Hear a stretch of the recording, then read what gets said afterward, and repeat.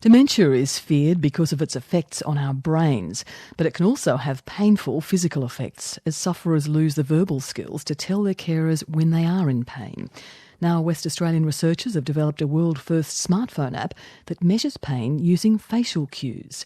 In Perth, Lucy Martin reports. Okay, Brian, do you have any problem with your wrist?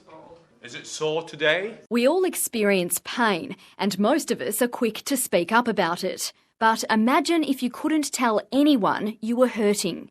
Joanne Coughlin is a registered nurse at Juniper, one of Western Australia's largest aged care providers. If you can't pick up someone's in pain, then they're suffering silently, and they don't have good quality of life.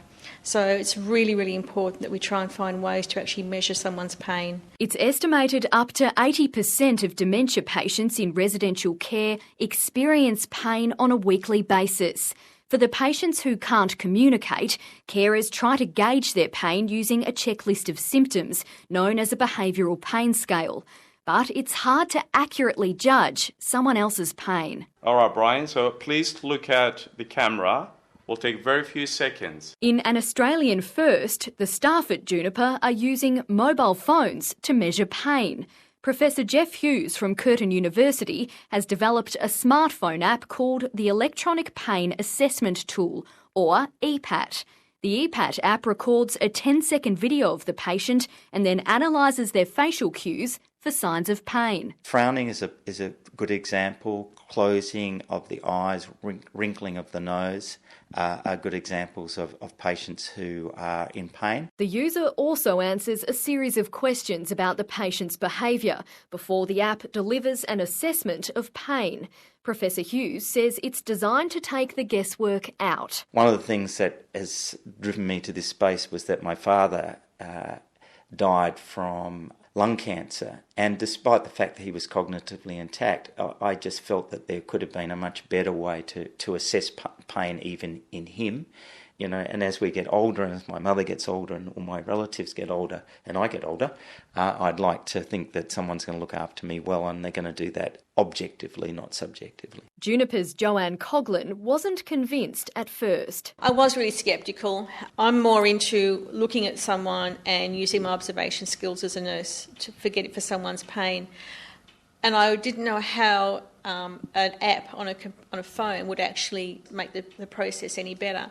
But I was proven wrong, because when they compared this app and the staff member used the Epat Pain score that we do here, we were getting I think it was 0.87, almost matching like for like with what was being found. It's showed me it's worked. The app is being hailed as a potential game changer when it comes to caring for dementia patients. Jason Burton is from Alzheimer's WA. I think often when we see things happening with somebody with dementia, with very severe dementia, we just put it down to the fact they've got dementia, when in fact that's a communication in itself, and what they're really telling us is something's not right here. I'm in a state of ill-being, and it may be because of pain. They may then express that through not eating, or it may be that, if somebody's trying to brush their teeth, they try to stop them brushing their teeth. Mr. Burton says dementia patients who behave aggressively or become difficult are often given antipsychotic medication when all they really need is pain relief. I think what this app and the other tools allow us to do is start to look at what's the real reason behind this behaviour, what might be happening for this person, and then actually look at trying to address that rather than trying to manage the behaviour, because if we address the pain, then we won't see the behaviour.